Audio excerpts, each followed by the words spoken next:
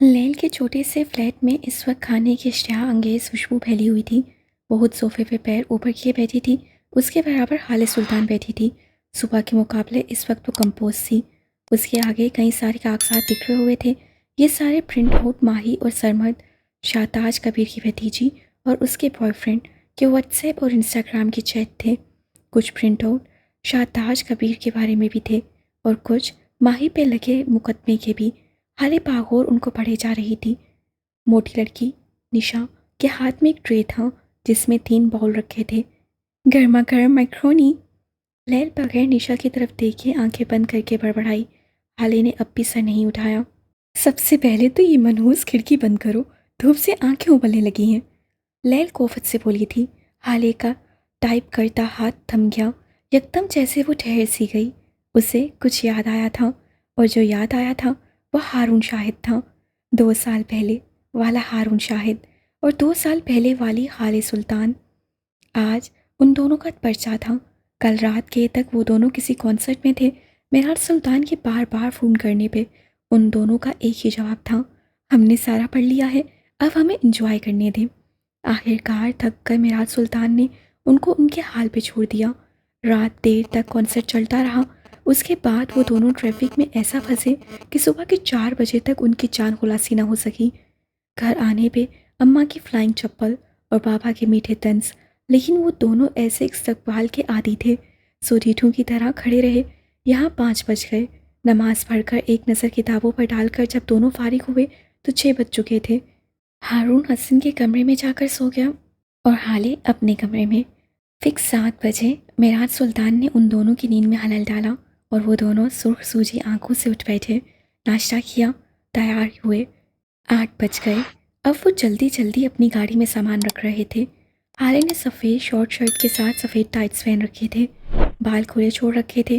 وہ 2 سال بعد آج کے مقابلے میں ذرا دبلی پتلی تھی، لیکن ہارون ویسا ہی تھا، وہی سانولا رنگ، وہی سرمائی آنکھیں اور وہی حالے کے حکم ماننے کی عادت۔ شاہی طوطا مینا کی جوڑی کہاں جا رہی ہے؟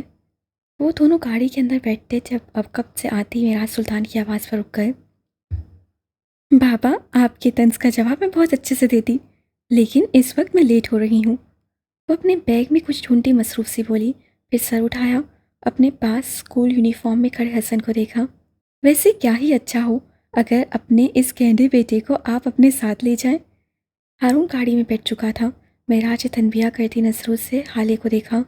اگر میں اس کو خود چھوڑاؤں تو تم روٹ چینج کیے بغیر آرام سے اپنی یونیورسٹی پہنچ جاؤ گی، اور پھر تم سیدھے راستوں کی عادی ہو جاؤ گی، کمفرٹ تمہیں راس آ جائے گا، اور میں بھلا ایسا ہونے دے سکتا ہوں؟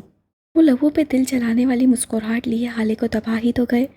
ویسے ہی سچی خبر ہے نا کہ میں آپ کی شادی کے 10 سال بعد بڑی منت مرادوں سے پیدا ہوئی تھی؟ نہیں، بس کنفرم کر دیں، کیونکہ اس وقت مجھے اس بات پہ یقین ہونے لگا ہے کہ آپ مجھے کچرے سے اٹھا کر لائے تھے۔ اللہ اللہ، ایسا تو کوئی ستیلا پاپ بھی نہیں کرتا، میں نے آپ کے جیسا پاپ کہیں نہیں دیکھا۔ وہ صدمے سے کہہ رہی تھی۔ میراج سلطان پہ جیسے کوئی اثر ہی نہ ہوا۔ نہیں دیکھا تو دیکھ لو، میں ہوں نا، اپنی ساری ادھوری خواہشات مجھے دیکھ کر پوری کر لو۔ ویسے ایک بات ہے، یہ کچرے والی بات ایک راز تھی، میں تمہیں بتانا نہیں چاہتا تھا، لیکن اب رازوں سے پردہ اٹھ ہی گیا ہے تو ہم کیا کر سکتے ہیں؟ But I still love you. وہ اسے پچکار رہے تھے۔ ہارون گاڑی میں بیٹھے مسکرا دیا۔ حالے کلس کر رہ گئی۔ دفعتاً وہ رکی، آنکھیں چمک اٹھیں۔ وہ 2 قدم آگے آئی، میراج سلطان کے کندھے سے لگ گئی۔ وہ پتک کر دور ہٹے۔ حالے دانت پہ دانت جماتی ایک بار پھر ان کے قریب ہوئی، بازو ان کے گرد حائل کر لیے۔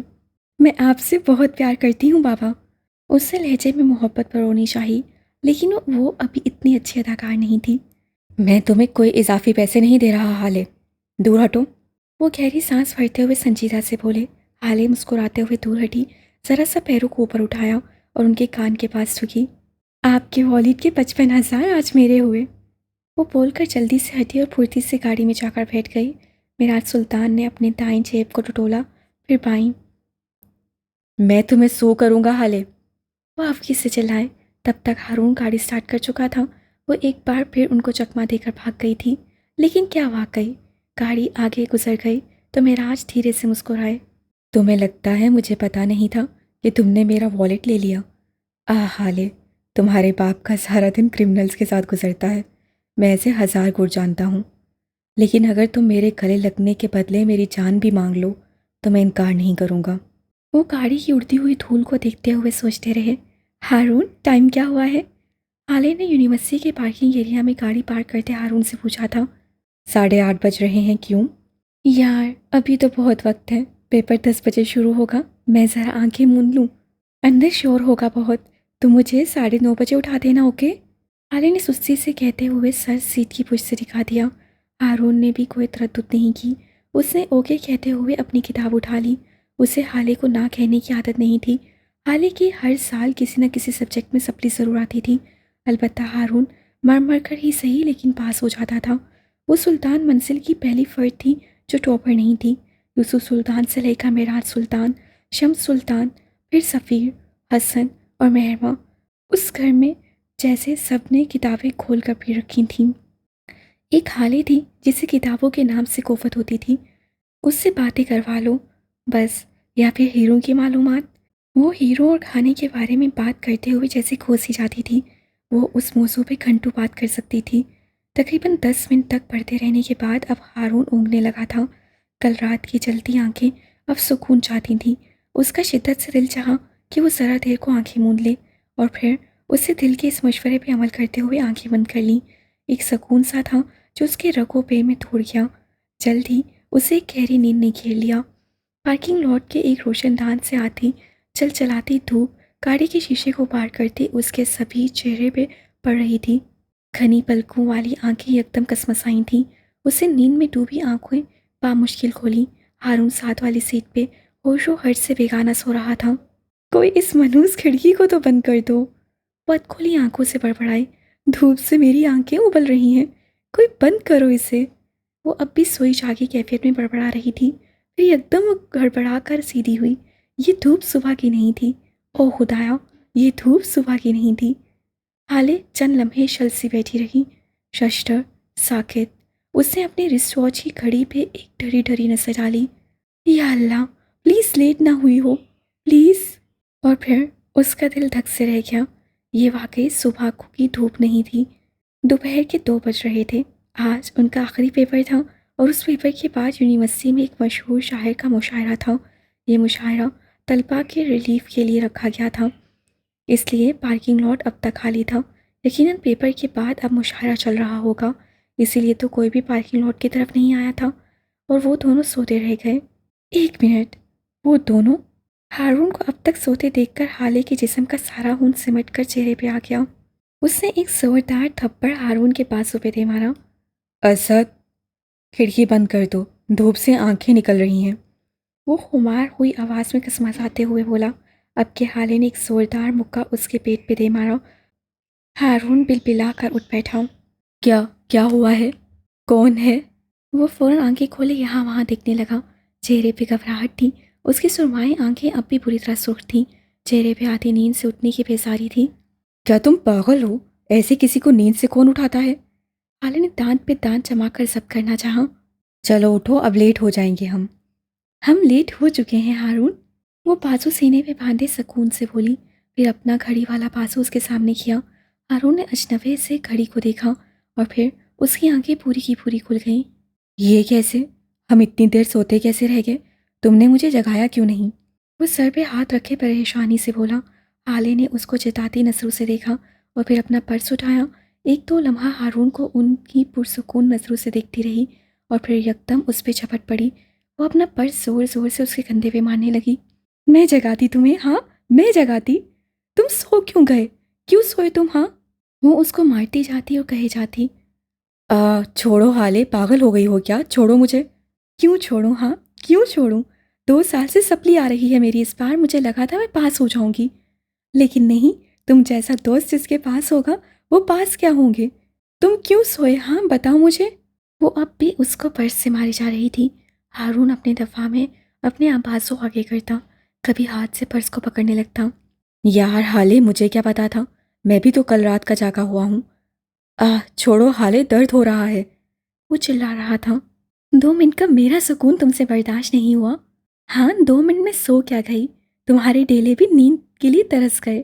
हाँ, फेल हो गए अब हम दोनों। अब खुश हो तुम? हाँ, अब तो मिल गया ना सुकून, अब सो। वो उसको मारते मारते हाम गई थी, पर नीचे फेंक कर अब वो सीधी हो बैठी। जालिम, कितनी जोर से मारा है, कितना दुख रहा है। वो करा रहा था, मामू के इकलौते बेचे ना होते तो मैं आज तुम्हें जान से मार देती। वो गुर्राई थी, चेहरा गुस्से से थक रहा था। हारून ने मसलियत जो अंदाज में उसको देखा। यार, मैं पढ़ते पढ़ते कब सोया पता नहीं चला। चुप रहो हारून, इस वक्त मेरा दिमाग घुमा हुआ है। वो चटक कर बोली, हाले, गलती तुम्हारी भी है। देखो, अगर तुम रात उस जहरीले सिंगर के कॉन्सर्ट में ना चलती तो ये सब ना होता। गजब खुदा का, इतना बेसुरा था कि अब तक मेरे कानों से खून रस रहा है। वो बाकायदा कानों को हाथ लगाते हुए कह रहा था, इतना ही खून निकल रहा है तो चलो डोनेट कराते हैं, लेकिन खबरदार जो मेरे फेवरेट सिंगर को कुछ कहा हो हारून। उससे उंगली उठाकर तनबिया की थी। खुदा का खौफ करो हाले, उसकी आवाज़ उसकी माँ को नहीं पसंद। मोहल्ले वाले उसकी आवाज़ सुनकर कानों में रुई ठोस लेते हैं, और तुम उसे अपना फेवरेट कह रही हो। हारून को सदमा ही तो लगा था। अल्लाह अल्लाह हारून, कितना चलते हो तुम उससे। इतने अरसे से तुमने कितना बुक्स पाल रखा है उसके खिलाफ। मुझे तो यकीन नहीं आ रहा। वो दोनों उस इम्तिहान में फेल हो गए थे, लेकिन ये सिंगर ज़्यादा अहम था। हाँ हाँ, बिल्कुल चलता ही तो हूँ मैं उससे। ये रंग देखो मेरा, देखो ज़रा। उसने अपना हाथ आगे किया। ये रंग पहले सांवला नहीं था। मैं तो उस सिंगर से चल चल कर सांवला हो गया है, वरना तो गोरे भी मुझे गोरा गोरा कहकर चिढ़ाते थे। जलूंगा उससे। हाले बस चुपती नसूस उसको देखती रही। अब के हारून धीमा पड़ गया। अच्छा ना, फेल तो मैं भी हुआ हूँ ना। अगर अंकल या पापा को बताया तो वो दोनों हमारा नादरन एरियाज़ का टूर बैन कर देंगे। अब फेल हो गए तो हो गए। और वैसे भी शायर ने क्या खूब कहा है, गिरते हैं घर सवार ही मैदान में। उसके इतने फलसफाना अंदाज में कहने पे हाले हंस पड़ी। घर सवार नहीं, शह सवार होता है। वो हंसते हुए बोली। उसको हंसता देखकर हारून भी मुस्कुरा दिया। अब क्या करना है? हारून अब कतरे रिलैक्स हो गया था। हाले भी पुरसुकून सी थी। वैसे भी फेल होना उसके लिए कोई नई बात नहीं थी। हर दफ़ा लिखने के बाद फेल होती थी, इस बार बगैर लिख के फेल हो गई। करना क्या है, चलो खाना खाते हैं। उससे रिलैक्स होकर सर सीट की पुश से टिका दिया। बिल नहीं दे रहा मैं। वो गाड़ी स्टार्ट करते हुए बोला था। बिल तो मेरे मामू भी देंगे। मुस्कुराहट दबाकर बोली। साफ साफ कहो ना, बिल तो तुम्हारा बाप भी देगा। वो चलकर बोला, समझदार के लिए इशारा काफ़ी होता है। हाले ने उसे मज़ीद दबाया। जोजा, बात सुनो। लैल की आवाज़ पे वो चूक सी गई। क्या अल्फा के ख्यालों में गुम हो? अल्फा कौन? हाले गायब दमागी से बोली। मेरा ना होने वाला शौहर। लैल ने मुस्कुराकर बताया। हाले ना चाहते हुए भी मुस्कुरा दी, फिर कागजात पे झुक गई। टूटी हुई दोस्ती खोई हुई याददाश्त की तरह होती है, कभी एक मंजर याद आता है तो कभी दूसरा। हारून शायद उसे याद आता था, और बहुत बुरी तरह याद आता था। उसके बगैर ज़िंदगी में कोई रंग नहीं था, लेकिन वो उस ताल्लुक़ को नहीं छोड़ेगी, ये तय था। वो बिला मकसद गाड़ी को सड़कों पे दौड़ाता फिर रहा था। दिल में जैसे आग सी लग गई थी, किसी पल चैन नहीं आ रहा था। गाड़ी में एसी के बावजूद उसे गर्मी लग रही थी, घुटन हो रही थी। उसकी आंखें बुरी तरह बेकरार थीं, लब सख्ती से आपस में पेवस कर रखे थे। बाजू की नसें मामूल से ज़्यादा बुरी हुई थीं, आंखें सुर्खी माइल हो रही थीं। वो बहुत बुरी तरह डिस्टर्ब था। बिलाखिर एक निस्बतन सुनसान सड़क पे उससे गाड़ी रोक दी और थक कर सर को स्टीयरिंग पे गिरा दिया। उसका दिल चाहा कि धाड़े मार मार कर रोए, लेकिन चाहने के बावजूद उसकी आंखों से एक कतरा भी ना निकला। तुम वहाँ नहीं जाओगे उमर। वो हल्के से बड़बड़ाया। तुमने सारी ज़िंदगी इसी तरह गुजारी है, अब बाकी की ज़िंदगी भी गुजार लोगे। उसकी आवाज़ सरगोशी जैसी थी, लेकिन उस सरगोशी में बेबसी थी। प्लीज़ मत जाओ उमर, प्लीज़। वो अपनी मिन्नत कर रहा था। वो बेबसी की इंतहा को पहुंचा हुआ था। मैंने कहा ना, तुम नहीं जाओगे। अब कि वो सीधा होकर बुरी तरह धाड़ा। 10 सालों में वो गुस्सा करना भूल चुका था। उसे अब अगर गुस्सा आता भी था तो वो कंट्रोल करना जानता था, लेकिन आज उसे खुद पे बेतरह गुस्सा आ रहा था। बेबसी महसूस हो रही थी। उसे एक तलब सी महसूस हो रही थी, जैसे अगर उसकी आंखों ने ज़रा देर और अपना पसंदीदा मंजर नहीं देखा तो उबलकर बाहर गिर पड़ेंगी। गुस्से से उसकी कनपटी की रगें भड़कने लगी थीं। उसकी समातों में दूर कहीं नफीसा हयात की आवाज़ गूंजने लगी। 12 साल उम्र उनके सामने बैठा था। फूले हुए गाल गुस्से से सुर्ख हो रहे थे। आंखें बंद करो उमर, वो उससे कह रही थी, और उमर ने ना चाहते हुए भी आंखें बंद कर लीं। ہونٹ ابھی تک بھیج رکھے تھے۔ پڑھو۔ اعوذ باللہ من الشیطان الرجیم۔ وہ زیر لب بڑبڑایا۔ جلدی آنکھوں کو جیسے سکون ملا۔ دوبارہ پڑھو۔ وہ عورت دہرا رہی تھی اور وہ بچہ کسی متقد مرید کی طرح دہرائے جا رہا تھا۔ اعوذ باللہ من الشیطان الرجیم۔ اس عورت نے ایک بار پھر دہرایا۔ گاڑی کی نشست سے ٹیک لگائے عمر نے بھی بے اختیاری کی کیفیت میں دہرایا، اعوذ باللہ من الشیطان الرجیم۔ اب کی بھینچی ہوئی مٹھی خود بخود کھل گئی، تنے ہوئے اعصاب ڈھیلے پڑنے لگے۔ اعوذ باللہ من الشیطان الرجیم۔ سیاہ آنکھوں والی معتبر عورت بڑھتی جا رہی تھی۔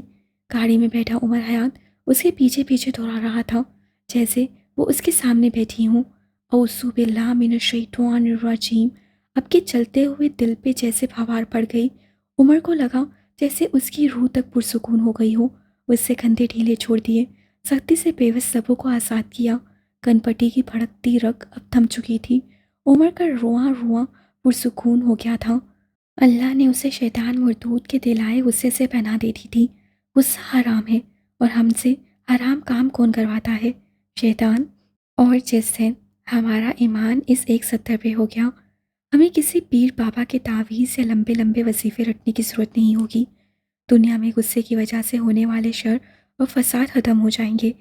وہ تھوڑی دیر تک بیٹھا لمبے لمبے سانس لیتا رہا اور پھر گاڑی کو ایک ایسی منزل کی جانب موڑ دیا جہاں وہ 10 سالوں میں کئی بار جاتا رہا تھا، کبھی غصے سے تو کبھی بے بسی سے، کبھی طلب کے ہاتھوں مجبور ہو کر تو کبھی فطری محبت کے ہاتھوں مجبور ہو کر۔ وہ جس جگہ جا رہا تھا وہ واحد جگہ تھی جہاں اس انسان کے سارے جذبات جاگ جاتے تھے، غصہ، ناراضگی، بے بسی، تلخی، محرومی۔ یہاں جا کر عمر ہر بار ایک نئے جذبے سے آشکار ہوتا تھا۔ تقریباً آدھا گھنٹہ ڈرائیو کرنے کے بعد وہ ایک فینسی مردانہ بوتیک کے سامنے کھڑا تھا۔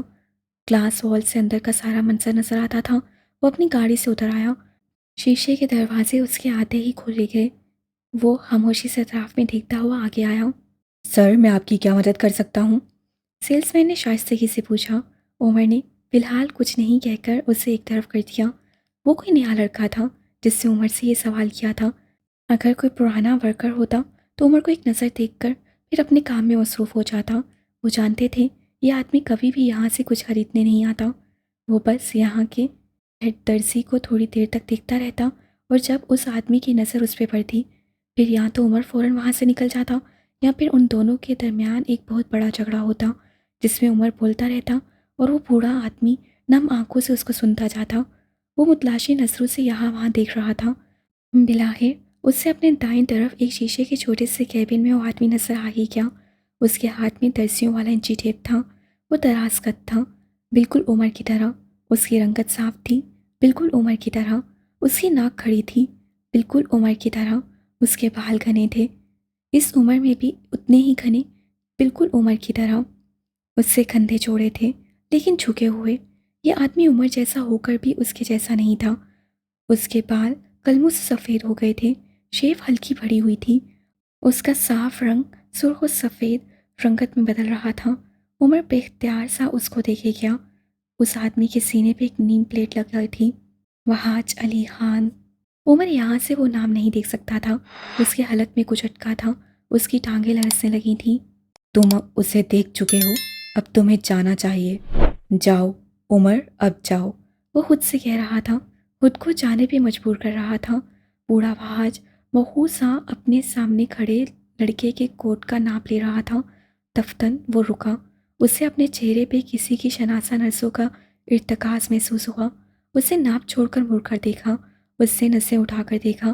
سامنے اس کا بیٹا کھڑا تھا، وہ اسی کی طرف دیکھ رہا تھا۔ وحاج کی آنکھوں میں بے شمار پانی بھرنے لگا۔ وہ زخمی سا مسکرایا، اس کے دونوں گالوں میں کھڑے پڑے تھے۔ عمر بے اختیار اسے دیکھتا رہا، پلک جھپکے بغیر، سانس لیے بغیر۔ اسے لگا تھا وہ اپنا عکس دیکھ رہا ہے۔ وحاج بھی آنکھوں میں ہزاروں حسرتیں لیے اسے دیکھتا رہا۔ اس کی آنکھیں نم ہونے لگی تھیں۔ وہ منظر مکمل تھا۔ اندھا ہے کیا؟ کب سے کھڑا کر رکھا ہے؟ ناپ لینی ہے یا جاؤں؟ اسی وقت سامنے کھڑے نوجوان نے ناراضگی سے اس بوڑھے آدمی کو دھکا سا دیا۔ وہ تنو مند سا تھا، ذرا سا لڑکھڑایا لیکن گرا نہیں۔ اس نے نوجوان کو نہیں دیکھا۔ اس نے بے قرار ہو کر ایک بار پھر عمر کی جانب دیکھا۔ اسے ڈر تھا کہ کہیں یہ منظر کہیں کھو نہ جائے۔ عمر کی آنکھوں میں جیسے مرچیں بھر گئیں۔ وہ بجلی کی سی تیزی سے اندر کی طرف بڑھا، لڑکی کو کالر سے کھینچ کر اس کا رخ اپنی جانب موڑا اور اپنے فولادی ہاتھ کا ایک زوردار مکہ اس کے جبڑے پر دے مارا۔ اس نوجوان کو لگا تھا جیسے اس کے جبڑے کی ساری رگیں دھکیل گئی ہوں۔ عمر نے اگلے لمحے اسے سنبھلنے کا موقع دیے بغیر ایسا ہی ایک مکہ اس کے پیٹ پہ دے مارا۔ وہ درد سے دھورا ہو کر گر پڑا اور پھر سیدھا ہوتے ہوئے فوراً اٹھ کر باہر کی طرف بھاگا۔ عمر نے اسے پکڑنے کی کوشش نہیں کی۔ وہ باہر نکل کر بکتا جگتا وہاں سے نکلتا چلا گیا۔ آس پاس کھڑے دوسرے لوگ بھی جمع ہو گئے تھے۔ تم ٹھیک ہو نا بیٹا؟ اس کی آواز اپنے بیٹے سے زیادہ خوبصورت تھی، فکر مند تھی۔ میری ماں پہ تو آپ کا ہاتھ بہت تیزی سے چلتا تھا، یہاں کیا ہو گیا؟ کیا ہاتھوں میں وہ جان نہیں رہی یا پھر نوکری کے چھوٹ جانے کا خوف تھا؟ وہ ان کے قریب کھڑا تلخی سے کہہ رہا تھا، البتہ اس کی آواز بلند نہیں تھی۔ جواب میں وحاش نے کچھ کہنا چاہا لیکن عمر مڑ گیا۔ وہ اب مزید اس آدمی کو نہیں سن سکتا تھا۔ عمر میری بات سنو بیٹے، رک جاؤ۔ وہ اس کے پیچھے آیا تھا۔ تھوڑی دیر میرے پاس بیٹھ جاؤ بیٹا، تھوڑی دیر رک جاؤ پلیز۔ وہ چاہے جتنا مرضی تیز قدم اٹھا لے اپنے جوان بیٹے کا مقابلہ نہیں کر سکتے تھے۔ وہ تیز تیز قدم اٹھاتا باہر نکل گیا۔ وحاج گرتا پڑتا اس کے پیچھے جا رہا تھا، اسے بلا رہا تھا۔ عمر میری بات سنو بیٹے، میری بات تو سن لو۔ وہ رو رہے تھے، اسے پکار رہے تھے، لیکن عمر جانتا تھا وہ اگر رک گیا تو پتھر بن جائے گا، سو وہ نہیں رکا۔ وہ باہر کھڑی اپنی گاڑی میں بیٹھا اور ایک لمحہ ضائع کیے بغیر گاڑی سن سے بھگاتا آگے لے گیا۔ پیچھے کھڑا وہ شخص پچھتاووں میں گھرا کھڑا رہ گیا۔ یہ پچھتاوے اس کے لیے نئے نہیں تھے، وہ انہیں 28 سالوں سے جھیل رہا تھا اور آج تک ان کا یوز ٹو نہیں ہو سکا تھا۔ اس کی روح آج بھی پہلے دن کی طرح زخمی تھی، اس کی آنکھیں آج بھی پہلے دن کی طرح نم تھیں۔ امریکہ کے شہر نیو یارک کے ایک نائٹ کلب میں اس وقت رنگینیاں عروج پہ تھیں۔ بارٹینڈر کی کرسی پہ بیٹھا یاقوت مرزا پوری طرح چنچلایا ہوا تھا۔ سیاہ شرٹ اور جینس کے اوپر سیاہ جیکٹ پہنے، بالوں کو جل سے سیٹ کیے اور چہرے پہ بیزاری طاری کیے، وہ اس وقت وجیہہ لگ رہا تھا۔ دفعتاً اس کا موبائل بجنے لگا۔ Data calling. اس کے چہرے پہ پھیلی بیزاری ایک لمحے میں غائب ہوئی۔ اس سے لپک کر موبائل اٹھایا، کال اٹینڈ کی اور میوزک کے شور سے بچنے کے لیے یہاں سے نکل گیا۔ چلتے ہوئے وہ کلب کے داخلی دروازے تک آ گیا۔ موبائل چل بوجھ کر بند ہو گیا تھا۔ اس نے خود کال ملائی جو کہ فوراً ریسیو ہو گئی۔ ہیلو ڈیڈا، پلیز مجھے واپس بلا لیں۔ وہ چھوٹتے ہی بولا، بکو مت، یہ بتاؤ کیسے ہو؟ میں کیسا ہو سکتا ہوں یار؟ یہاں اکیلے رہ کر کیسا ہو سکتا ہوں؟ میں کچھ نہیں جانتا، مجھے بس واپس بلائیں۔ وہ پوری طرح دب گیا تھا۔ بکواس بند کرو یاقوت، اگر تم نے یہاں آنے کی بات دوبارہ کی تو میں اپنے ہاتھوں سے تمہارا گلا دبا دوں گا۔ یہاں جو گن تم پھیلا کر گئے تھے اس کو سمیٹنے میں بہت وقت لگے گا، اور ویسے بھی جو رنگینیاں تمہیں چاہیے تھیں وہاں تو آسانی سے سب مل رہا ہوگا۔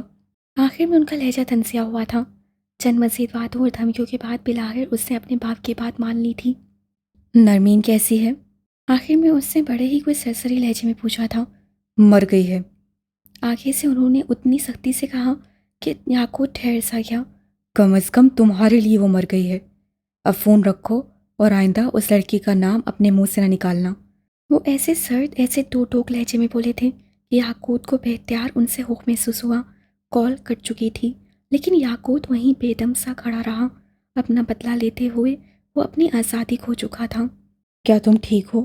یہ وہ پہلا سوال تھا جو ہارون نے عمر کو دیکھتے ہوئے پوچھا تھا۔ اگر نہیں بھی ہوا تو کم از کم تمہیں نہیں بتاؤں گا، وہ تلخی سے کہتا گرم گرم کافی کو اپنے اندر انڈیلنے لگا۔ وہ دونوں ایک چھوٹے سے کیفے میں بیٹھے تھے۔ سفیر کے ساتھ یہ تم نے کیا ہے نا؟ کتا جب گھر کے اندر آنے لگے تو اس کو پٹا باندھ کر باہر باندھا جاتا ہے تاکہ اسے یاد رہے کہ وہ کتا ہے، لیکن تم نے اسے اتنے گھٹیا کیس میں کیوں پھنسایا؟ وہ اپنی سرمائی آنکھیں اس کے چہرے پہ جمائے پوچھ رہا تھا۔ میں بس اسے ذلیل کرنا چاہتا تھا جیسے اس نے مجھے کرنے کی کوشش کی۔ وہ حالے کو ہرٹ کرنے لگا ہے، اور اگر کوئی میری بیوی کو ہرٹ کرے گا تو میں اسے معاف نہیں کروں گا۔ حالے کو ہرٹ کرنے کا حق کسی کو بھی نہیں، خود عمر حیات کو بھی نہیں۔ وہ حتمی لہجے میں بولا، پھر مجھے کیوں چھوڑ دیا؟ میں نے بھی تو اسے ہرٹ کیا ہے۔ ہارون نے ہلکی آواز میں پوچھا۔ عمر نے ہاتھ چھلایا۔ تم نے کچھ بھی غلط نہیں کیا، تمہارے حساب سے یہی صحیح تھا۔ تم دور تھے، تمہیں حالات کا اندازہ نہیں تھا۔ ظاہر ہے ایک لڑکی کی شادی کی صبح تم یہ تو نہیں کہو گے نا کہ وہ لڑکی کسی مرد کو آدھی رات کے وقت ہسپتال لے گئی۔ عمر نے آسان سے بولا۔ ہارون نے ممنون نظروں سے اس کو دیکھا۔ حالے یہ بات کیوں نہیں سمجھتی؟ وہ سب سمجھتی ہے، وہ جانتی ہے ہارون کہ تم اسے ہرٹ نہیں کر سکتے۔ وہ اب بھی تمہاری پینٹنگ کا سن کر خوش ہوتی ہے، وہ بس تم سے ناراض ہے۔ اس کو لگتا ہے کہ اگر تم اس دن ایئرپورٹ پہ اس کی بات مان لیتے تو یہ سب نہ ہوتا، حالانکہ ان کو اب مان لینا چاہیے، یہ قسمت تھی، اگر تم ہوتے تب بھی کچھ بدل نہیں سکتا تھا۔ وہ بول چکا تو اپنی کافی اٹھا لی۔ ہارون خاموش رہا، اس کے پاس کہنے کو کچھ نہیں تھا۔ اچھا چلو میرے 50,000 نکالو، آج کل ہاتھ تنگ ہے بہت۔ عمر کو کافی بے حد کڑوی لگی، حد سے زیادہ کڑوی، بس کوئی پولیس والے سے پیسے نہ مانگے۔ کس چیز کے 50,000؟ عمر کے تو مانو پتنگے ہی لگ گئے۔ وہ اس امیر زادے کے لیے جو میں کلب گیا، 20,000 کلب کی انٹری اور 30,000 کی شراب جو میں نے ایک پارٹی بوائے لگنے کے لیے منگوائی تھی، 2,000 کا پیٹرول بھی شامل ہے، لیکن ہے چھوڑو، اب کیا ایک ایک روپے کا حساب رکھنا۔ عمر آگے کو ہوا، ذرا سا مسکرایا۔ وہ جو میرے باپ کی شوگر مل ہے نا، وہاں سے جا کر لے لو، میں کال کر دوں گا مینیجر کو۔ وہ ایسی سنجیدگی سے بولا کہ ہارون کو یقین آنے لگا۔ کیا واقعی تمہارے باپ کی شوگر ملز ہیں؟ عمر نے کندھے اچکائے۔ ظاہر ہے ہوں گی، تم نے دیکھ رکھی ہوں گی، جبھی تو تم مجھ سے اتنے پیسے ایک ساتھ مانگ رہے ہو۔ یاد رکھنا ہارون، پولیس والا اپنی جان دے دے گا، پیسہ نہیں دے گا۔ ہارون نے بامشکل سب کیا، دل تو چاہ رہا تھا یہ گرم گرم کافی اس کی چلتی زبان پہ پھینک دے، لیکن وہ سفیر کا انجام دیکھ کر آیا تھا، سو چپ رہا۔ اچھا ہے یہ بتاؤ، وہ وائٹ پاؤڈر کہاں سے لائے تھے؟ تم مجھے ان ڈیلرز کی ڈیٹیل دو۔ وہ آگے کو ہو کر سنجیدگی سے پوچھ رہا تھا۔ ہارون مسکرایا، قدرے آگے کچھ ہوگا۔ وہ ڈرگز نہیں تھی، میرے گھر کا نمک تھا، آیوڈین ملا نمک۔ شکر ہے اس نشئی نے چیک نہیں کیا، ورنہ مجھے اسی نمک کی کان میں دفنا دیتا۔ ہارون نے جھرجھری لی۔ عمر نے افسوس سے اس کو دیکھا۔ تم بھی پورے دنوں کے ہو، میں تو تمہیں معصوم سمجھا تھا۔ اچھا یہ بتاؤ وہ چرسی اپنے باپ سے کب ملے گا؟ ہارون پیچھے کو ہوا، کافی کا خون بھرا۔ وہ کیوں ملے گا اپنے باپ سے؟ اسے سکون سے پوچھا۔ عمر کا دانت پھک سے اڑا۔ تمہیں وہاں کیوں بھیجا تھا؟ تاکہ تم اس کے اور اس کے باپ کے تعلقات کو درست کرو۔ تم کیا کر آئے ہو؟ وہ صحیح معنوں میں پریشان ہو گیا۔ ہارون اسی طرح پرسکون بیٹھا رہا۔ میں پہلے اپنے باپ کے ساتھ تو تعلقات درست کر لوں۔ وہ چل کر بولا، دیکھو عمر، میں جس کام میں اچھا ہوں وہ کر آیا ہوں، اب وہ لڑکا ڈرگز نہیں لے گا، اور اب چاہے وہ لڑکی خود بھی اس کے پاس چل کر آئے وہ اسے قبول نہیں کرے گا۔ آج سے وہ اپنی تلاش کے سفر میں نکل جائے گا۔ اچھا، اپنی تلاش؟ جی جی بالکل، میں نے آپ سے یہی کہا تھا نا کہ اس لڑکے کو ہمالیہ کے پہاڑوں پہ تبلیغ کرنے کے لیے چھوڑا۔ عمر نے اس کی بات کاٹی، وہ سخت بیزار لگتا تھا۔ ہارون نے دانت پہ دانت جما کر ایک بار پھر ضبط کیا۔ ماں باپ بچے کی بھلائی میں خوش ہوتے ہیں، اس کا باپ بھی اسے موو آن کرتے دیکھ کر خوش ہوگا۔ رہی بات اس کے تعلقات اپنے باپ کے ساتھ درست کرنے کی، تو یہ کام مجھے نہیں آتا، مجھے جو آتا تھا وہ کر آیا ہوں، اور اس کا باپ کوئی مفتی نہیں تھا، کالے کرتوتوں کے نتائج تو بھگتنے پڑیں گے نا۔ سارے پاگلوں نے میرے ہی گلے پڑنا تھا کیا؟ اف، وہ سخت قبیدہ خاطر لگ رہا تھا۔ میرے پاس تمہارے لیے کچھ ہے، فروا اور فہیم کی ملاقات کا ثبوت۔ عمر کرنٹ کھا کر سیدھا ہوا، چہرے پہ بے یقینی پھیل گئی۔ ہارون موبائل پہ انگلیاں چلا رہا تھا، پھر ایک جگہ رک کر اسے موبائل عمر کے سامنے کیا۔ عمر نے جھپٹ کر اس کے ہاتھ سے موبائل لے لیا۔ وہ ایک انسٹاگرام سے لی گئی تصویر کا اسکرین شاٹ تھا۔ اس تصویر میں فروا اپنی کسی دوست کے ساتھ کھڑی تھی۔ نہ وہ تصویر قابل غور تھی، نہ فروا کی مسکراہٹ، اور نہ ان کی وہ غیر ملکی دوست۔ اس تصویر میں قابل غور 15 اپریل کی تاریخ تھی۔ اس تصویر میں قابل غور وہ ہوٹل کا نام تھا جہاں وہ دونوں کھڑی تھیں، دی پرل سٹون۔ عمر ششدر رہ گیا۔ یہ اس سنیمن نامی کیفے سے چند قدم ہی دور تھا، اسے چیک کیوں نہیں کیا؟ کیا وہ اتنا بیکار ہو گیا ہے؟ کیا وہ اتنا اندھا، اتنا کم عقل ہو گیا ہے؟ یہ پاکستان کی سب سے مشہور ہوٹل چین ہے۔ ہارون عمر کے سفید پڑتے چہرے کو دیکھتے ہوئے کہنے لگا، تم یہی سوچ رہے ہوگے کہ تم نے اس جگہ کو چیک کیوں نہیں کیا؟ عمر نے جواب نہیں دیا، بس چل سا بیٹھا رہا۔ کیونکہ تم نے صرف اور صرف فہیم مرزا کے ہوٹلز چیک کیے۔ تم نے فروا اور فہیم کی ملاقات کو بس فہیم کے ہی کسی ہوٹل میں امیجن کر لیا۔ تم نے اس شہر کا کوئی کیفے، کوئی ریسٹورنٹ، کوئی ہوٹل جو فہیم کا نہیں تھا اسے چیک ہی نہیں کیا۔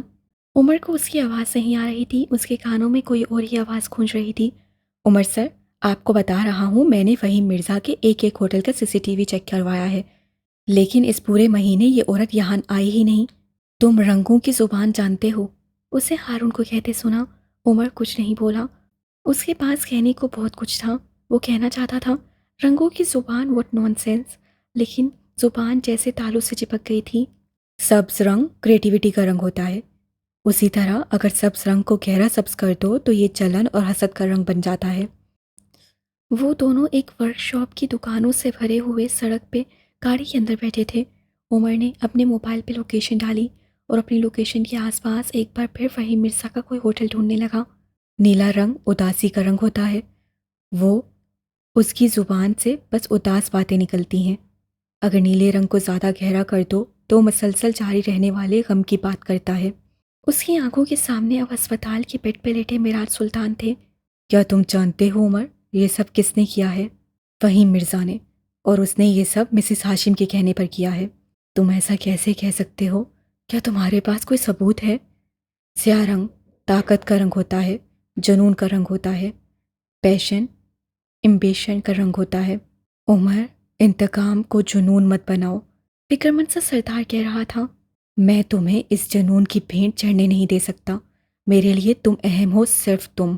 سرخ رنگ، یہ انتقام کا رنگ ہوتا ہے، خون کا رنگ، بدلے کا رنگ۔ یہ رنگ جب آپ کی آنکھوں کے سامنے آ جاتا ہے تو بہت عرصے تک کوئی دوسرا رنگ نظر نہیں آتا۔ یہ رنگ اپنی بات کرواتا ہے، یہ انسان کی آنکھوں کے آگے گھومتا رہتا ہے۔ سرخ جوڑا ہو، سرخ برتن ہو، سرخ عمارت ہو، یا پھر سرخ خون۔ سرمائی آنکھوں والا لڑکا کہہ رہا تھا اور عمر سانس رو کے سن رہا تھا۔ تم نے عمر انتقام کو جنون بنا لیا، تم نے آنکھوں کے آگے سرخ رنگ رکھ لیا، تم نے صرف ایک رنگ کی سنی، پھر باقی سارے رنگوں نے بولنا چھوڑ دیا۔ تم نے منہ سی لیے۔ رنگ بہت پوزیسو ہوتے ہیں، اگر تم ان کو وہ توجہ نہیں دو گے جو کہ وہ ڈیزرو کرتے ہیں تو وہ روٹھ جاتے ہیں۔ تم نے رنگوں کو خود سے ناراض کر دیا ہے۔ اپنی آنکھوں کے آگے سے سرخ کی رنگ کی پٹی ہٹاؤ، اپنے سامنے باقی رنگوں کو بولنے دو، ورنہ سرخ رنگ تمہاری رگوں میں سرایت کر جائے گا، اور تمہاری رگوں میں پہلے سے ایک سرخ رنگ موجود ہے۔ اگر دنیا میں ایک جیسی دو چیزیں ہو جائیں تو ایک کو ختم کر لینا چاہیے۔ اب تم سوچو، تم خود کو ختم کرو گے یا پھر اس انتقام کے رنگ کو؟ تمہیں یہ تصویر کہاں ملی؟ کافی دیر سے عمر نے سوال کیا تھا۔ جواب میں ہارون نے کل فروا کے ساتھ ہونے والی اپنی ملاقات کا سارا احوال سنا دیا۔ تم نے اس بڑی فتنہ کے ماتھے پہ گن رکھ دی۔ براوو ہارون، براوو، آج تو تم نے میرا دل جیت لیا۔ کیا تھا جو ٹریگر بھی دبا دیتے؟ ایک عذاب سے تو جان چھوٹ جاتی۔ آخر میں وہ ذرا افسوس سے بولا تھا، جبکہ ٹریگر کے نام پہ ہارون کو کچھ یاد آیا تھا۔ میں ضرور ٹریگر دبا دیتا عمر، اگر اس پستول میں گولیاں ہوتی۔ تم نے مجھے خالی پستول دیا تھا۔ تمہیں میرے ساتھ اسکیم کرتے ہوئے شرم نہیں آئی؟ عمر نے ڈٹائی سے سر کھجایا۔ ہاں، تمہیں پستول میں گولیاں ڈال کر دیتا تاکہ تم اس کو مار دو اور مقدمہ مجھ پہ چلے۔ تمہارا باپ تو تمہیں چھڑا لے گا، مجھے چھڑانے کون آئے گا؟ وہ چلے کٹے انداز میں بولا۔ تمہارا باپ؟ ہارون نے فوراً جواب دیا۔ تمہیں بچانے تمہارا باپ آئے گا؟ عمر کے تاثرات بدل گئے، مٹھی ایک بار پھر بھینچ گئی، ماتھے پہ سلوٹوں کا جال سا بچھ گیا۔ تم نے بتایا نہیں، تمہیں یہ تصویر کہاں سے ملی؟ اس نے بات بدل دی۔ ہارون سمجھ گیا وہ اس بارے میں بات نہیں کرنا چاہتا۔ میں نے فروا آنٹی کا موبائل اٹھا لیا تھا، پھر میں نے جب سارا موبائل چیک کیا تو مجھے یہ تصویر ملی۔ میں نے اس عورت کا انسٹاگرام چیک کیا اور وہاں سے مجھے فروا اور اس عورت کی باقی تصاویر مل گئیں، لیکن کیا ثبوت ہے کہ فروا فہیم سے ملنے گئی تھی؟ وہ اپنی اس غیر ملکی دوست سے ملنے بھی تو جا سکتی ہے۔ عمر اب کے مشکوک ہوا۔ ہارون آگے کو ہوا۔ میں نے ہوٹل کی فوٹیج نکلوائی ہے، جس سویٹ میں فروا گئی تھی اسی سویٹ میں تھوڑی دیر بعد فہیم مرزا بھی کیا تھا۔ اس نے بولتے ہوئے موبائل پہ انگلیاں چلاتے ہوئے ایک فوٹیج عمر کے سامنے رکھی۔ وہ باغور اس ویڈیو کو دیکھے کیا؟ ہارون نے کہنا جاری رکھا۔ اس کے ساتھ وہ سنہری آنکھوں والا لڑکا بھی تھا، کیا نام ہے اس کا؟ اسے ذہن پہ زور دینا چاہا۔ ہاں، نو، یہی نام ہے اس کا، میں جانتا ہوں اس کو، حالے بھی جانتی ہے۔ وہ فہیم کے بیٹے کا گارجین ہے، اس کے بیٹے کا نام یاقوت مرزا ہے۔ حالے اور یاقوت ایک بار شاپنگ مال میں الجھ پڑے تھے، مجھے سب یاد ہے۔ اگر تم میرے اغوا میں شامل نہیں بھی ہو تو میں تمہاری دشمنی کی زد میں آئی ہوں۔ کیا ہوا اگر وہ جان لے کہ وہ اپنی دشمنی کی زد میں آئی ہے؟ وہ بتا رہا تھا اور عمر آنکھیں چھوٹی کیے سنے جا رہا تھا۔ نہ میرا ڈرائیور ڈسٹریکشن تھا، نہ فروا نے میری سم کے ذریعے مجھے استعمال کیا۔ اس پہیلی کو سلجھانے میں اتنا وقت صرف اس لیے لگا ہے کیونکہ تم اس پہیلی میں خود کو شامل کیے ہوئے تھے۔ تم نے اپنے دماغ پہ زیادہ زور دے رکھا تھا۔ تم اس کیس کو عمر حیات بن کر حل کر رہے تھے، حالانکہ فروا کے پلان میں تم تھے ہی نہیں۔ تمہیں خود کو باہر نکال کر سوچنا تھا۔ فروا کسی کو بھی پھنسا نہیں رہی تھی، وہ بس محتاط تھی، اس لیے اس نے میری سم اور میرا ڈرائیور استعمال کیا۔ وہ اس کیفے میں ہی جانے والی تھی، لیکن مہر سے ملنے ہوٹل اسے قریب پڑتا تھا۔ وہاں جانا اس کے لیے کوئی دقت کی بات نہیں تھی۔ اب یہ مسئلہ حل ہو چکا ہے، عذاب ختم ہوا۔ ہارون نے ہاتھ چھاڑے۔ تمہیں یہ سب حالے کو دکھانا چاہیے، وہ تمہیں معاف کر دے گی، تم دونوں ایک اچھی زندگی گزار سکتے ہو۔ آخر میں ہارون نے سادگی سے کہا، البتہ حالت میں کچھ اٹکا تھا، وہ کسی اور کے ساتھ زندگی گزارے گی، اس خیال سے ہی جان جاتی تھی۔ یاقوت مرزا کو میں بھی جانتا ہوں، میں نے اس کی پارٹی پہ ریڈ ڈالا تھا، اس کی ڈرگز اور شراب ضبط کر لی تھی۔ پھر تو صاف ظاہر ہے کہ یاقوت اس سب میں شامل ہے، ہارون فوراً بولا تھا۔ یاقوت نہیں، وہ دماغ سے نہیں سوچتا، اس کا ریموٹ نو کے ہاتھ میں ہے۔ یاقوت بس ایک بد دماغ بگڑا ہوا رئیس زادہ ہے، اس کے لیے سارے ہم فیصلے نو لیتا ہے، اور فہیم مرزا کبھی بھی اپنے بیٹے کو اس سب میں نہیں گھسیٹے گا۔ معاملہ کچھ اور ہے، میں نو مرزا سے ملنے جاؤں گا، میں ساتھ آؤں گا۔ وہ ترکی بات ترکی بولا۔ عمر چند ثانیے اس کو دیکھتا رہا۔ تم یہ سب کیوں کر رہے ہو؟ ہارون نے سادگی سے کندھے اچکائے۔ کیا کر رہا ہوں؟ عمر نے اس کے چہرے کو دیکھتے ہوئے اس کا موبائل اس کے سامنے کیا۔ یہ فوٹیج تمہیں رات کے 3 بجے موصول ہوئی ہے، مطلب تم ساری رات خوار رہے ہو۔ یہ ہوٹل کوئی عام ہوٹل نہیں ہے، تمہیں اس فوٹیج کے عوض ایک حتیر رقم بھرنی پڑی ہوگی۔ ہاں، وہ الگ بات ہے کہ اگر تم مجھے لے جاتے تو میں تمہارا کام مفت کروا دیتا۔ ہارون دھیرے سے ہنس دیا، پھر عمر کو دیکھا۔ مجھے اس کے لیے اپنی نیندیں اڑانے کی عادت ہے۔ اسے رات کے 3 بجے کی وہ کال یاد آئی جب حالے عمر کو ہسپتال لے گئی تھی اور پھر ہارون کو کال کی تھی۔ وہ گہری نیند سے جاگا تھا اور منہ تک دھوئے بغیر باہر بھاگا تھا۔ مجھے اس کے لیے اور اس پہ اپنا پیسہ خرچ کرنے کی عادت ہے۔ اسے یاد آیا کہ کس طرح وہ اکثر ایک دوسرے کے کھانے کا بل دیا کرتے تھے، کس طرح وہ ہر سالگرہ پہ حالے کو ڈائمنڈ گفٹ کیا کرتا تھا، کس طرح وہ اس کے لیے مہنگے مہنگے ہینڈ بیگز لایا کرتا تھا، اور کس طرح حالے کی تیز ڈرائیونگ کی وجہ سے اپنی گاڑی کے آئے دن لاکھوں روپے کی مرمت کروایا کرتا تھا۔ میں اس سے کہا کرتا تھا کہ ساری دنیا بھی اگر تمہیں چھوڑ دے تو ہارون شاید وہ واحد آدمی ہوگا جو تمہارے ساتھ کھڑا ہوگا۔ مجھے ہمیشہ لگتا تھا کہ ساتھ کھڑا ہونے کا مطلب ہوتا ہے کندھے سے کندھا ملا کر کھڑے ہونا اور دوست کی ہر مشکل کو آنے سے پہلے روک لینا۔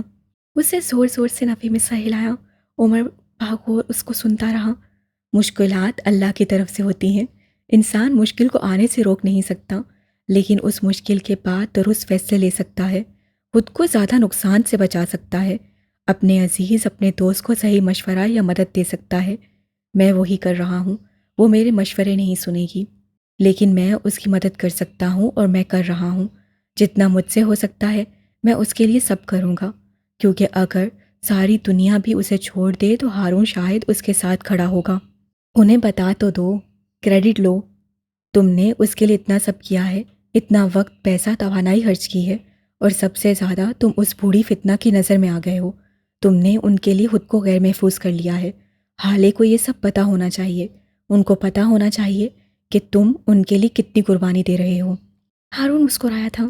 دوستوں کے لیے کی جانے والی کوشش اور دی جانے والی قربانیاں ہر قسم کی خوشامد یا ستائش یا پھر سراہے جانے کی خواہش سے آزاد ہونی چاہیے۔ قربانیوں کا فخریہ ذکر ان کو بے توقیر کر دیتا ہے۔ محفل میں سنائی جانے والی قربانی پھر برہنہ ہو جاتی ہے، اس کی کوئی عزت نہیں رہتی۔ آپ نے اپنے دوست کے لیے جو کچھ بھی کیا وہ آپ کا فرض اور دوست کا حق تھا۔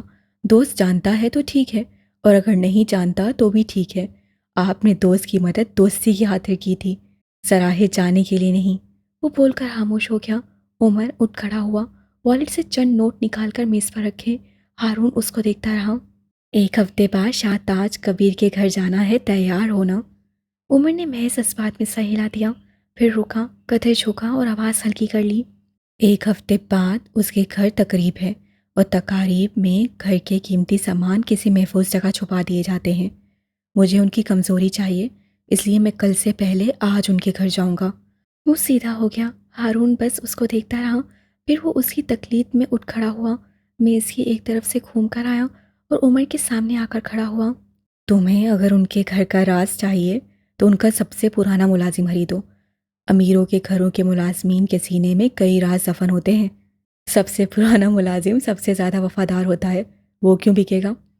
عمر کی آبرو استفہامیہ انداز میں اٹھی۔ ہارون دل کھول کر مسکرایا۔ وفادار ہی تو بکتا ہے، خریدنے کی چیز تو وفاداری ہی ہوتی ہے۔ جو دھوکے باز ہوگا اس سے کیا خریدو گے؟ دھوکا؟ تمہیں کیسے پتا؟ عمر متعجب ہوا۔ میں عمر حیات نہیں ہوں، لیکن کافی کچھ ہے جو مجھے بھی پتا ہوتا ہے۔ اصل میں ہم امیر ہیں نا، ساری زندگی آگے پیچھے ملازم دیکھے ہیں، اتنا تو ہمیں پتہ ہی ہوتا ہے۔ تم اپنی جگہ صحیح ہو، تمہیں کیا پتا ملازم کیا ہوتے ہیں، ہے نا؟ آخر میں وہ ایسی معصومیت سے بولا کہ عمر کلس کر رہ گیا۔ میں اپنے محلے کا سب سے امیر بچہ تھا، وہ چل کر بولا۔ ہارون ہاتھ چلاتا آگے بڑھ گیا۔ عمر نے ڈھیر سارا غصہ اندر دبایا۔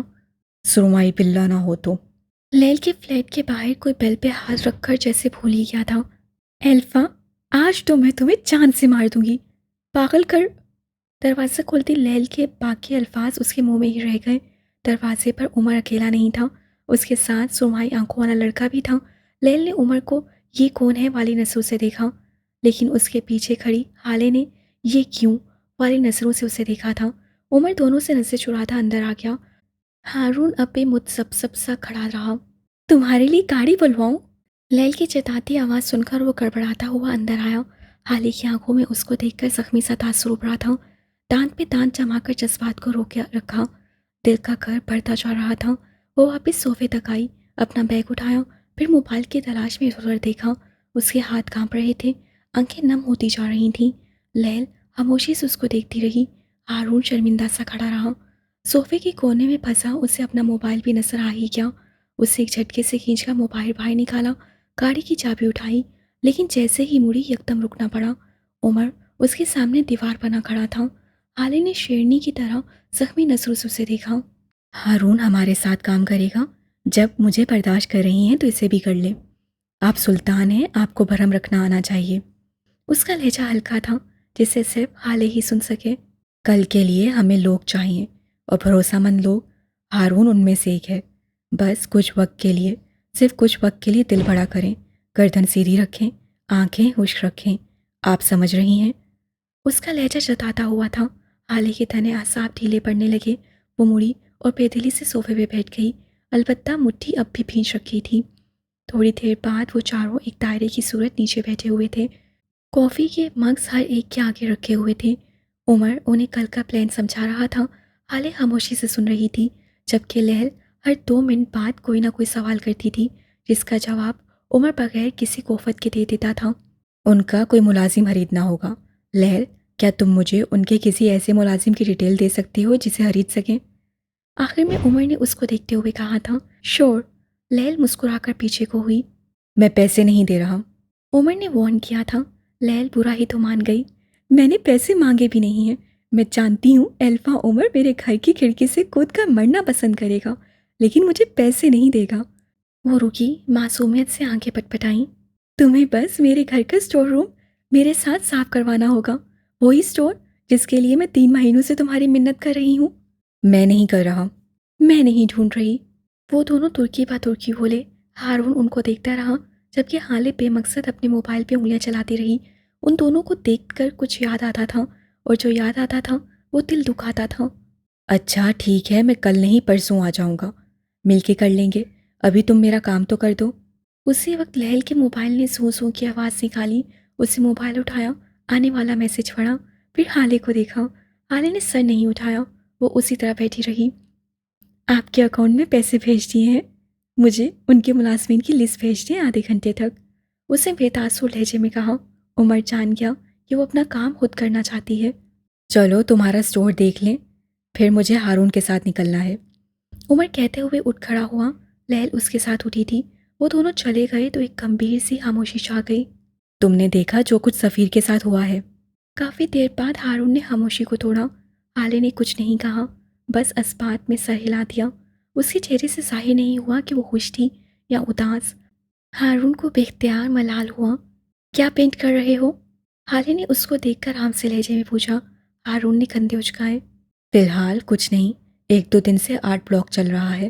ایسے لگ رہا ہے جیسے میں جو بنا رہا ہوں اس کے ساتھ خوش نہیں ہوں، جیسے میرے ہاتھوں کو کچھ اور بنانا چاہیے، لیکن سمجھ نہیں آ رہا کیا۔ حالے نے نسیں اٹھائیں، 1-2 لمحہ اس کو دیکھتی رہی۔ فینٹیسی پینٹ کرو، آرٹ بلاک ختم ہو جائے گا۔ تمہارے رنگ حقیقت کا زہر سہتے سہتے تھک گئے ہیں، ان کو آرام دو، کوئی اچھی فیری ٹیل رنگوں کو دکھاؤ، امید تھماؤ۔ ہارون جیسے سن ہو گیا، وہ ٹھہر گیا، دل بھی ٹھہر سا گیا۔ کیا اس سے سب ٹھیک ہو جائے گا؟ حالے نے نفی میں سا ہلایا۔ سب کچھ کبھی ٹھیک نہیں ہوتا، کچھ نہ کچھ خراب رہ ہی جاتا ہے۔ یہ دنیا ہے، یہاں کچھ بھی مکمل نہیں ملتا، ادھورا پن ہر چیز کا حصہ ہے۔ سب کچھ صرف جنت میں ٹھیک ہو سکتا ہے، یہاں بہت کچھ ٹھیک ہو سکتا ہے، اور تم اسی پر دھیان دو۔ تم آج بھی حقیقت میں اپنے رنگ بھرتے رہتے ہو، لیکن تم حقیقت میں جتنے چاہے رنگ بھر دو، وہ رہے گی تلخ، دل دکھانے والی، اور رنگوں کو دلوں کے درد کم کرنے بھیجا گیا ہے۔ تم لوگوں کو ان کے تکلیف دہ لمحات یاد دلاتے رہو گے تو تمہارے رنگ تمہارے ہاتھ سے چھوٹ جائیں گے۔ کبھی کبھی فینٹیسی فرضی کہانیاں ضروری ہوتی ہیں تاکہ ہیپی اینڈنگ کی تمنا دل میں باقی رہے۔ یہ دنیا اور یہاں کے لوگ امیدوں پہ زندہ ہیں۔ وہ رکی، چمکتی آنکھوں سے ہارون کو دیکھا۔ امید کہ ایک دن وہ بہت امیر ہو جائیں گے اور ان کے سارے مسائل حل ہو جائیں گے۔ ایک دن ان کو ایک بہترین پارٹنر ملے گا جس کے ذریعے وہ ٹاکسک پارٹنر سے ملنے والا غم اور تکلیف بھول جائیں گے۔ ایک دن ان کی جاب لگ جائے گی، ایک دن وہ بغیر پڑھے پاس ہو جائیں گے، ایک دن ان کی طویل مدت سے چلتی بیماری ختم ہو جائے گی، ایک دن سب ٹھیک ہو جائے گا۔ وہ کہہ رہی تھی اور ہارون دم سادے سنے جا رہا تھا۔ امیدیں بعض دفعہ اچھی ہوتی ہیں اور بعض دفعہ بری، لیکن وہ ہوتی ہیں، اور اگر ان کو ختم کر دیا تو دنیا میں انسان نہیں روبوٹ رہ جائیں گے۔ تم کیوں لوگوں کو روبوٹ بنانے میں لگ گئے ہو؟ آخر میں اسے نرمی سے پوچھا۔ وہ چاہے ساتھ ہوں یا دور، ہارون کو کیا چاہیے حالے جانتی تھی۔ ہارون نے نفی میں سر ہلایا۔ ہارون لوگوں سے امیدیں نہیں چھینے گا۔ پھر رکا، ممنونیت سے حالے کا چہرہ دیکھا۔ تھینک یو حالے، تھینک یو سو مچ۔ مجھے اندازہ نہیں تھا کہ جو کچھ اس وقت ہمارے درمیان ہو رہا ہے تم اس کے باوجود بھی مجھے مشورہ دو گی۔ حالے نے خالی خالی نظروں سے اس کو دیکھا۔ شاید تم بھول رہے ہو، میں حالے سلطان ہوں۔ میں سڑک پہ چلتے راہگیروں کو بھی درست مشورے دیتی رہتی ہوں کیونکہ مجھے یہی آتا ہے، اور تم اس وقت میرے لیے کسی راہگیر سے زیادہ ہرگز نہیں ہو۔ وہ اجنبی لہجے میں کہتی اٹھی تھی۔ کیا تم جانتی ہو برونو مر گیا ہے؟ ہارون پیچھے سے پکارا۔ حالے جہاں تھی وہیں رک گئی، آس پاس کی ساری آوازیں رک گئیں۔ وہ بے یقینی سے پیچھے مڑی، آنکھوں میں تخیر، لب ہلکے سے وا، چہرہ مردہ سا۔ کل حسن اور سفیر کا جھگڑا ہو گیا تھا۔ سفیر نے اسے عمر سے ملنے سے منع کر دیا اور حسن نے آگے سے جواب دے دیا۔ پھر اگلی صبح برونو اپنے گھر میں آخری سانسیں لیتا پایا گیا۔ حسن نے شمس انکل سے پیسے مانگے۔ انہوں نے حسن سے کہا کہ اگر وہ بھیک مانگے گا تب وہ اسے رقم دے دیں گے، اور حسن نے نہیں مانگی، ہے نا؟ حالے نے یکدم اس کی بات کاٹی، پھر تھلکی سے سر جھٹکا۔ ظاہر ہے میراج سلطان کا بیٹا ہے، ان پر ہی جائے گا نا؟ پتہ نہیں کیوں بابا نے اسے اپنے جیسا بنا دیا، بے خوف نہ ڈر۔ کیا تھا جو جھک جاتا، لیکن نہیں، اس کی گردن کا سریا نہیں نکلے گا۔ وہ بیزاری سے بڑبڑائی۔ کیا تم ان دونوں سے الگ ہو؟ ہاں، میں ان دونوں سے الگ ہوں، بہت الگ۔ دونوں سفید ہیں، میں نہیں، میں سرمائی ہوں۔ مجھے ان دونوں جیسا نہیں بننا۔ اگر اس دن بابا شمس چچا کے آگے جھک جاتے تو وہ مرتے نہیں، لیکن نہیں، ان کو تو آخرت کا خوف تھا، ان کو تو بس خدا کا خوف تھا۔ ان کو زندگی نہیں چاہیے تھی، اگر چاہیے بھی تھی تو یہ خیرات میں ملی ہوئی جھکی ہوئی زندگی نہیں۔ حالانکہ ان کو سوچنا چاہیے تھا کہ زندہ رہنا اہم ہے، چاہے جھک کر رہو چاہے سر اٹھا کر۔ میں ان جیسی نہیں ہوں، وہ روندے ہوئے لہجے اور بلند آواز میں کہے جا رہی تھی۔ مجھے زندگی چاہیے، مجھے میرے قریبی لوگ چاہیے۔ مجھ سے اگر ہیون کے سائن مانگے جاتے تو میں دے دیتی، کیونکہ میرے لیے میرا خاندان قیمتی ہے۔ مجھ سے اگر چچا ہیون سے ملحقہ زمین مانگتے تو مرنا پسند نہیں کرتی، میں زمین دے دیتی، کیونکہ میرے لیے میرا باپ قیمتی تھا، میری ماں قیمتی ہے، میرا بھائی قیمتی ہے۔ اس کے آنسو پھل پھل بہہ رہے تھے۔ اگر مجھ سے برونوں کے بدلے بھیک مانگنے کو کہا جاتا تو میں مانگ لیتی، کیونکہ میرے لیے اسے سینے پر انگلی سے دس سکتی۔ میرے لیے میرا خاندان قیمتی ہے، میرے لیے میرا کتا بھی قیمتی ہے۔ خاندان کے لیے جھکنا پڑے تو جھک جانا چاہیے، کیونکہ اگر آپ نہیں جھکو گے تو سارا خاندان ڈھہ جائے گا، جس طرح ہمارا خاندان ڈھہ گیا۔ اس کے لہجے میں دل چیر دینے والا دکھ تھا۔ بابا اگر سفید نہ رہتے، اگر وہ میری طرح سرمائی بن جاتے تو ہمارا خاندان بچ جاتا، بابا بچ جاتے، میں گلٹ میں نہ رہتی، حسن اکیلا نہ رہتا، عمر غمزدہ نہ رہتا۔ وہ تھک کر صوفے پر بیٹھ گئی۔ بابا کو سرمائی بننا چاہیے تھا، حسن کو بھی سرمائی بننا چاہیے تھا، ان کو میری طرح خاندان بچانا چاہیے تھا۔ وہ تھکی تھکی سی بڑبڑا رہی تھی۔ ان کو میری طرح بننا چاہیے تھا۔ ہر اس انسان کو سرمائی بننا چاہیے جس کو اپنا خاندان بچانا ہے، جن کو اپنا باپ قتل نہیں کروانا، جن کو اپنے بچے یتیم، اپنی بیوی بیوہ نہیں کروانی، ان کو سرمائی بننا چاہیے۔ اس کی آواز ہلکی ہوتی گئی اور پھر وہ خاموش ہو گئی۔ ہارون اسی طرح بیٹھا رہا، سن، ششر، ساکت۔ معراج انکل کو شمس انکل نے مار دیا۔ وہ اتنی ہلکی آواز میں بڑبڑایا کہ ہالے کرنٹ کھا کر سیدھی ہوئی۔ وہ اس کے سامنے نہیں بولتی تھی کیونکہ وہ جانتی تھی ہارون سے بات کی تو جذبات میں سب کہہ دے گی۔ وہ دوست تھا اور دوستوں سے باتیں چھپی نہیں رہتی، چاہ کر بھی نہیں۔ وہ شل رہ گئی اور ہارون ساکن، کیا کوئی راہگیروں کو اپنے باپ کے قتل کا راز بتاتا ہے؟